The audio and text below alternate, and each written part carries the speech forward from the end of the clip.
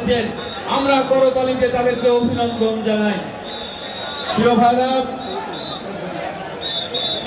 এ পর্যায়ে বক্তব্য নিয়ে আসছেন বাংলাদেশের জাতীয়তাবাদী দল বাংলা উপজেলা শাখার নির্বাচিত করব এই আশাবাদ ব্যক্ত করে আমি আমার কথা শেষ করছি। খুদাহাফেজ, বাংলাদেশ জিন্দাবাদ। তরুণ আজকের বিশাল অনুষ্ঠানের সম্মানিত সভাপতি, আজকের অনুষ্ঠানের প্রধান অতিথি পাবনা 3 এলাকায় পেয়েছি। বক্তব্য দেওয়ার কিছু নাই, আমরা সেন্ট্রাল থেকে যারা এসেছে তাদের বক্তব্য।